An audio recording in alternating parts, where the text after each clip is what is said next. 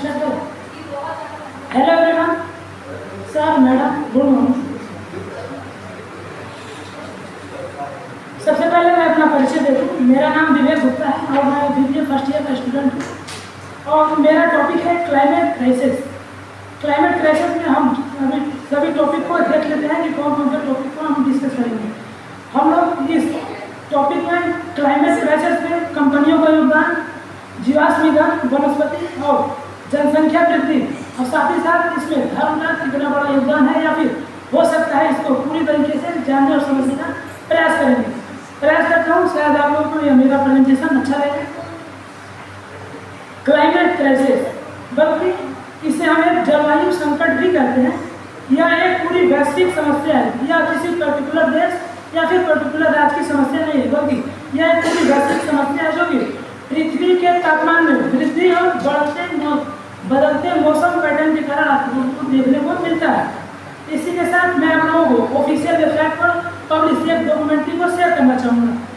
आज के टाइम पर वैश्विक तापमान में लगभग 1.1 सेल्सियस की वृद्धि हुई है, जो कि यह एक हमारी मानवता के अस्तित्व को चुनौती देने का सबसे शुरुआती स्टेज है।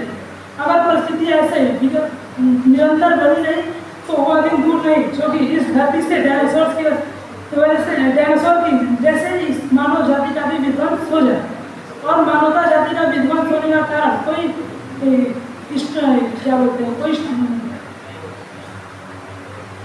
पत्थर नहीं होगा, बल्कि यह क्लाइमेट क्राइसिस ही मानवता जाति को विध्वंस करने का सबसे कारण बनेगा, जहाँ तक मुझे लगता है।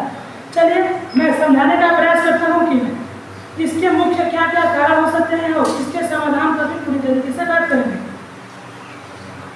इसी के साथ और एक मैं आप लोगों को रिपोर्ट शेयर करना चाहूँगा, जो कि केवल भारत में 88% ऐसे इलाके हैं जहाँ पर क्लाइमेट क्राइसिस का प्रभाव देखने को मिला है। क्लाइमेट क्राइसिस का प्रभाव अर्थात अत्यधिक मात्रा में सूखा पड़ना, अत्यधिक मात्रा में तूफान, बारिश या फिर गर्मी का होना, यह अभी हम सभी आम लोगों को भी देखने को मिल रहा है। चलिए हम समझते हैं कि क्लाइमेट क्राइसिस में कंपनियों का कितना बड़ा योगदान है। CDP डाटा के अनुसार दुनिया की लगभग शीर्ष 100 कंपनियां 71% ग्रीन हाउस गैस उत्सर्जन के लिए जिम्मेदार है। यह डाटा के अनुसार मैं आप लोगों को बता रहा हूँ, जो कि और यह कंपनियां सबसे अधिक मात्रा में तेल, कोयले और गैस का उत्पादन करती हैं और साथ साथ इसको कंज्यूम भी करते हैं। जिस चीज़ को यह कंज्यूम करती है उसी में जीवाश्म ईंधन और परिवहन भी आता है। हम लोग समझते हैं जीवाश्म ईंधन जलने से CO2 मीथेन गैस निकलता है, जो कि ऊष्मा में लगातार यह पर्यावरण में CO2 और मीथेन गैस बना रहता है, जो कि यह निरंतर यह समय के साथ खत्म नहीं होता, बल्कि यह पर्यावरण में निरंतर बना रहता है। जलवायु प्रदूषण, जिससे कि जलवायु प्रदूषण हम लोगों को देखने को मिलता है, जिसकी वजह से कभी टाइम पर बारिश ना होना और कई प्रकार की चीज़ें हम लोगों को देखने को मिल सकती हैं। जलवायु प्रदूषण जीवाश्म ईंधन जलने से श्वसन संबंधी समस्याएं भी अत्यधिक मात्रा में देखने को मिल सकती है या फिर मिलती भी रहती है। इसी के साथ एक और रिपोर्ट आप लोगों को मैं शेयर करना चाहूँगा। दिल्ली में लगभग आज के टाइम पर औसत एक व्यक्ति की 8 वर्ष की आयु में गिरावट दर्ज की गई है। यह दिल्ली के वायु प्रदूषण के निरंतर बिगड़ते हुए हालात के कारण हुआ है। और जीवाश्म ईंधन जलने की वजह से ग्लोबल वार्मिंग में लगभग 75% योगदान केवल जीवाश्म ईंधन का होता है। और हम लोग समझेंगे कि जनसंख्या वृद्धि इस क्लाइमेट क्राइसिस को किस तरीके से प्रभावित करती है। जनसंख्या वृद्धि को जलवायु परिवर्तन बिल्कुल एक दूसरे से जुड़े हुए हैं। जलवायु परिवर्तन और जनसंख्या वृद्धि क्लाइमेट क्राइसिस बिल्कुल एक तरीके से जुड़े हुए हैं। आंकड़ों के अनुसार बढ़ती हुई जनसंख्या पर्यावरण को कई तरीके से प्रभावित करती है। मैं बहुत सोच समझ कर कह रहा हूँ कि जनसंख्या वृद्धि सीधे तौर पर जिम्मेदार नहीं है, लेकिन तार तो वहीं से जुड़ा हुआ है। अगर मानवता ही नहीं होगा तो इस क्लाइमेट क्राइसिस को क्या कितने बिल्कुल थोड़ा ही नहीं समझेंगे। और ग्रीन हाउस गैस उत्सर्जन, अधिक जनसंख्या वाले क्षेत्रों में कार्बन उत्सर्जन अत्यधिक बढ़ जाता है और यह निरंतर लगातार बढ़ता ही रहता है। हम लोगों जैसे डेवलपिंग कंट्री जैसे भी है, यहाँ पर कार्बन उत्सर्जन, कार्बन फुटप्रिंट प्रति व्यक्ति के हिसाब से और बढ़ता ही जाएगा और डेवलप कंट्री में हम लोगों से लगभग कई गुना ज़्यादा कार्बन फुटप्रिंट पर चल रही है। और हम लोग इसमें गलत कृषि पद्धति जैसे कि वनों की कटाई, अत्यधिक मात्रा में रसायन उर्वरक का उपयोग करके धरती से अत्यधिक मात्रा में पैदावार का उत्पन्न करना, यह भूमि क्षरण के साथ साथ क्लाइमेट को भी बहुत हद तक प्रभावित करता है। जैसे कि कीटनाशक दवाइयाँ और उर्वरक, यह रसायन मिट्टी को भी और साथ साथ जल को भी बहुत हद तक दूषित करते हैं। सघन खेती, यह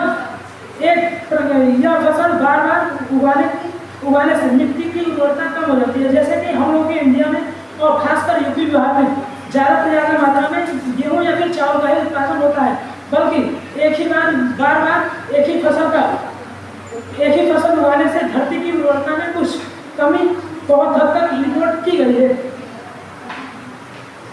पानी का गलत उपयोग, सिंचाई के लिए भी हम अत्यधिक मात्रा में पानी का उपयोग करते हैं, जो कि हम इसका उपयोग करते हैं मिट्टी को स्वस्थ।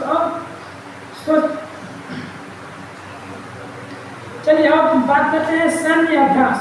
बम बारूद और सभी देशों को जो आजकल के टाइम पर परमाणु बम या फिर और घातक मिसाइलें या फिर ड्रोन्स बनाने की होड़ मची हुई है, यह भी क्लाइमेट क्राइसिस को बहुत हद तक नुकसान पहुंचाती है। एक आंकड़े के अनुसार केवल सैन्य अभ्यास के कारण क्लाइमेट को 5.5 हिस्सा केवल क्लाइमेट को इस सैन्य अभ्यास से जाता है, जो कि यह निरंतर अभी युद्धों के समय और तीव्रता से इंक्रीज हो जाता है। जैसे कि अभी गाजा, हमास, इजराइल और यूक्रेन रूस का मामला आप लोगों ने देखा होगा, यह निरंतर कई वर्षों से विगत बनी हुई है और परिस्थितियाँ सुलझने का नाम नहीं ले रही, जो कि यह भी एक क्लाइमेट क्राइसिस को बहुत हद तक डीपली तरीके से प्रभावित करती है। और इसमें धर्म का भी बहुत ज़्यादा योगदान लगता है। क्लाइमेट क्राइसिस में धर्म का भी बहुत अहम हिस्सा आज के टाइम पर बन चुका है। धर्म के कारण बढ़ रहे क्लाइमेट क्राइसिस, अंधविश्वास, पाखंड और लोक धार्मिक मान्यताएं, मैं फिर बता दूं, लोक धार्मिक मान्यताएं, मैं धार्मिक मान्यताओं को नहीं कह रहा हूँ। लोक धार्मिक मान्यताएं वो मान्यताएं जो कि व्यक्तियों ने अपने अनुसार व्यवस्थित किया हुआ है, अपने सभी प्रकार के इच्छाओं के साथ धर्म को जिस प्रकार आज के टाइम पर मॉडिफाई किया गया है अपने तरीके से, जो कि आज के टाइम पर हम लोग प्रकृति का पूजा, पेड़ पौधे या फिर नदियों को माता या फिर इनको पूजते हैं, जो कि आज के टाइम पर इंडिया में सबसे वैश्विक सबसे गंदी नदियों की बात करें तो आज के टाइम पर हम लोग गंगा को माता कहते हैं, लेकिन आज के टाइम पर दुनिया की सबसे गंदी नदियों में दिल्ली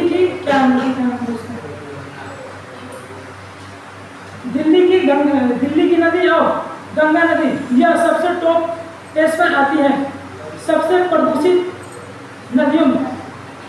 भारत इसका इसे अब समाधान पर बात करते हैं। इसका क्या क्या समाधान हो सकता है। हालांकि समाधान मैंने पूरी तरीके से प्रिपेयर नहीं किया है, लेकिन फिर भी मैं कुछ बताना चाहूँगा।